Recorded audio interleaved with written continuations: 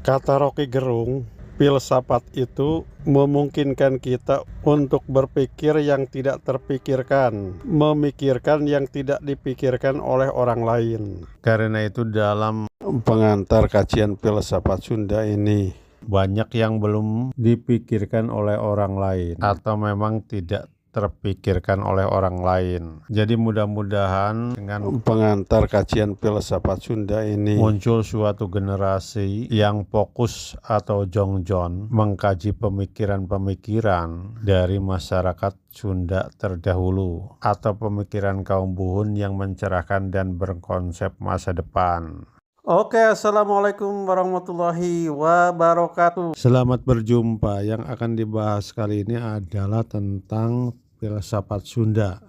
Yang masih orisinil, belum ada intelektual Sunda yang lain yang membahasnya. Meskipun berbicara tentang filsafat Sunda, konten ini terbuka untuk umum, terutama orang-orang yang senang mengkaji tentang perbandingan pemikiran. Sebenarnya yang cocok untuk judul di sini harusnya cara berpikir yang Nyunda. Cara berpikir sesuai dengan nenek moyang orang Sunda. Tapi karena terlalu panjang dan cara berpikir rasional sendiri biasanya diidentikan dengan cara berpikir filsafat, maka di sini kita pakai filsafat saja biar orang Sunda sendiri terbiasa dengan kata-kata filsafat yang selama ini mungkin banyak dicurigai sebagai barang-barang impor dari barat. Tapi memang cara berpikir masyarakat Sunda yang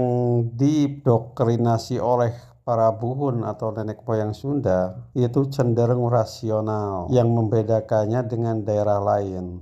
Jadi kata filsafat digunakan di sini karena cara berpikir yang Sunda adalah rasional. Dan mengutip dari pendapat Rocky Gerung tentang filsafat yang telah diutarakan di depan, yaitu bahwa filsafat itu memungkinkan kita untuk berpikir yang tidak terpikirkan, memikirkan yang tidak dipikirkan oleh orang lain. Materi-materi yang akan dibahas dalam kajian filsafat ini meliputi ungkapan-ungkapan yang mencerahkan, berkonsep masa depan, berorientasi kebaikan, dan sangat rasional, yang merupakan ciri dari ungkapan-ungkapan tokoh-tokoh atau nenek moyang Sunda baheula.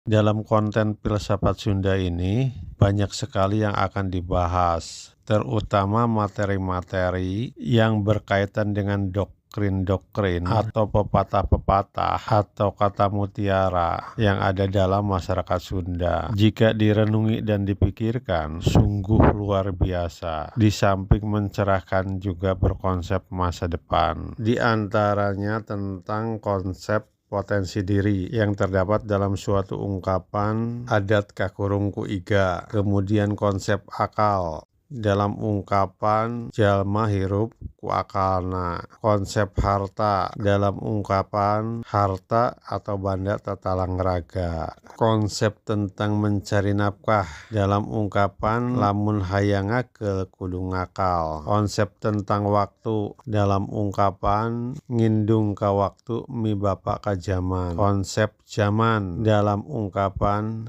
undur zaman mawa zaman saban zaman mawa lalakon, konsep tentang ngalalakon ulah saperti jati kasiliku junti, konsep tentang hubungan agama dan tradisi dalam ungkapan muhun disuhun sara dibawa, konsep tentang hukum dalam ungkapan yang hulu ka hukum nangujar ka nagara, konsep tentang trias politika atau tritangtu dibuana, konsep tentang corak Islam yang Nyunda, dan lain sebagainya. Materi-materi tentang filsafat Sunda ini sebenarnya telah dibukukan dalam sebuah buku yang berjudul Prinsip Tradisionalistik dan Konsep Masa Depan Masyarakat Sunda. Filsafat Sunda ini akan dibahas dalam dua bahasa, yaitu bahasa Sunda dan bahasa Indonesia.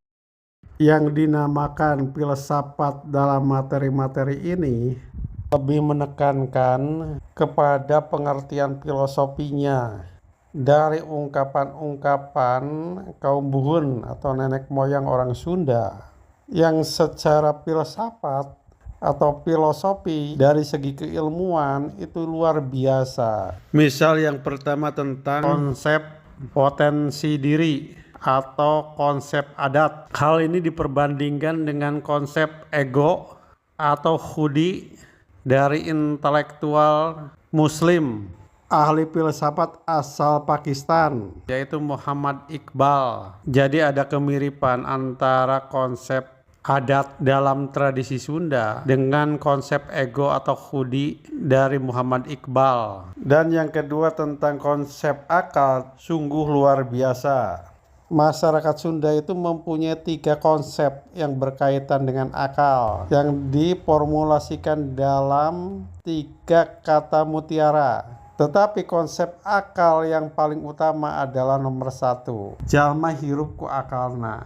Manusia itu hidup oleh akalnya atau dengan akalnya. Jadi orang Sunda itu sebenarnya telah dibuat doktrin oleh nenek moyang Sunda itu dengan konsep akal yang luar biasa, yang dikonsep secara universal. Manusia hidup dengan akalnya. Konsep akal inilah yang menjadi ciri dari masyarakat Sunda, yang membedakannya dari masyarakat lainnya di negeri ini. Karena yang mempunyai konsep akal secara tradisi yang tegas dan jelas itu hanya masyarakat Sunda. Mungkin daerah lain bisa komen tentang hal ini. Dan dalam masyarakat Sunda itu tidak ada penegatifan konsep akal. Yang berkaitan dengan akal itu selalu positif. Karena ada daerah lain atau suatu daerah yang membuat arti yang berkaitan akal itu selalu negatif atau berkaitan dengan hal-hal yang negatif. Dan yang ketiga tentang konsep harta yang diungkapkan dalam suatu ungkapan Banda Tatalangeraga atau harta Tatalangeraga. Jadi harta itu dalam konsep tradisi Sunda itu bisa menyelamatkan raga atau tubuh manusia itu dalam keadaan sakit atau hal lainnya. Hartanya bisa dijadikan dulu untuk menalangi kesusahan tersebut. Misalnya untuk pengobatan, perawatan, dan lainnya. Jadi sebenarnya konsep harta ini harusnya menjadi bahan pemikiran dari para intelektual Sunda untuk membangun suatu badan-badan atau lembaga yang bisa menjamin bahwa harta seseorang itu bisa menyelamatkan dalam keadaan darurat. Dan yang berikutnya adalah konsep tentang mencari nafkah yang ada kaitannya dengan konsep akal, yaitu dalam ungkapan lamun hayang akal kudu ngakal. Jadi dalam konsep Sunda kalau mencari nafkah itu gunakan akal, atau dengan kata lain bekerjalah dengan kerja yang cerdas yang menggunakan ilmu pengetahuan. Jadi jangan hanya otot saja. Dan berikutnya konsep tentang waktu yang diungkapkan dalam suatu ungkapan ngindung ka waktu mi bapa ka zaman. Jadi masyarakat Sunda itu harus menghormati waktu seperti ke ibu yang menjaga setiap waktu, sedangkan ke zaman harus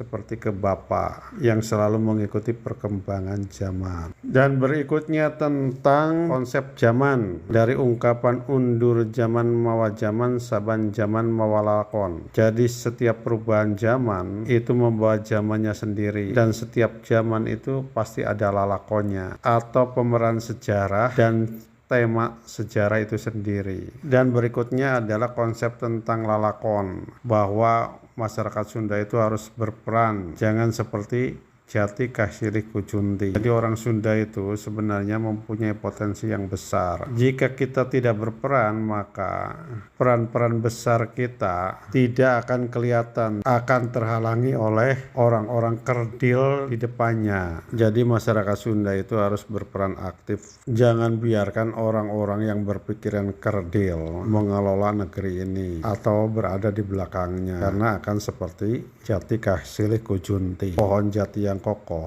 tertutup oleh jati kerdil. Berikutnya adalah konsep tentang hubungan agama dan tradisi yang diungkapkan dalam suatu ungkapan uhun disuhun syara di bawah. Jadi nenek moyang itu selalu dijunjung tinggi, terutama dalam cara berpikir, sedangkan agama atau syariat Islam menjadi pegangannya.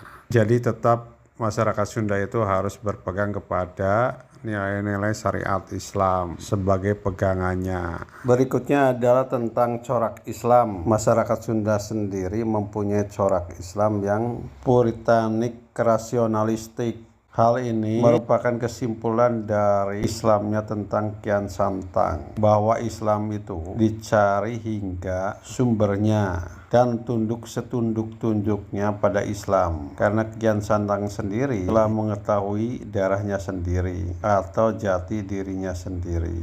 Jadi Islam di Tatar Sunda itu dicari dengan pergulatan intelektual yang sangat tinggi.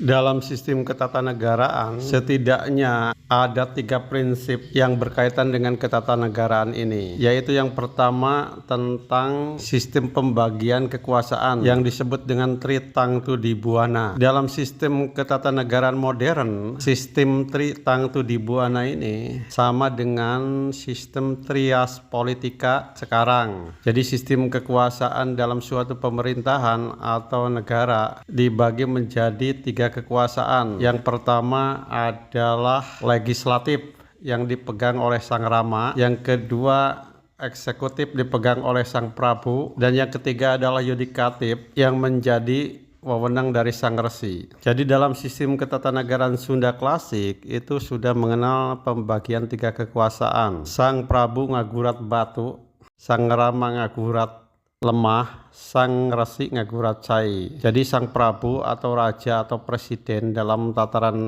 pemikiran Sunda klasik itu hanya bertugas memegang teguh peraturan yang dibuat oleh Sang Rama. Jadi tugas kepala negara atau presiden atau raja itu memegang teguh perundang-undangan. Yang kedua, legislatif itu pembuat undang-undang itu adalah tanggung jawab Sang Rama. Jadi mengapa peraturan perundang-undangan dibuat oleh Sang Rama? Sang Rama itu sendiri merupakan perwakilan dari orang-orang yang berintelektual tinggi, yang mempunyai reputasi besar dan berpengalaman dalam pemerintahan. Jadi kedudukannya Sang Rama itu lebih pintar daripada penguasa atau pemerintahan, karena itu ia membuat undang-undang.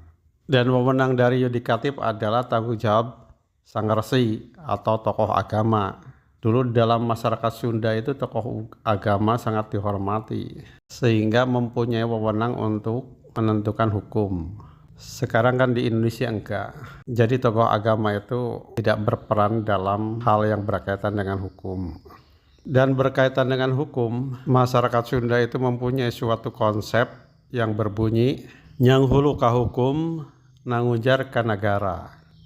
Peribahasa ini sering diartikan menginduk kepada hukum dan menunjang ke negara. Sebenarnya artinya demikian. Ketika hukum itu ditegakkan, karena itu disebut nyang hulu. Nyang hulu itu bentuknya vertikal, maka akan menunjang kepada negara. Nangujar itu yang menunjang. Jadi ketika hukum itu ditegakkan, maka negara itu punya kepastian hukum yang jelas dan tegas, sehingga aman untuk investasi, aman dalam berkreasi dan lainnya.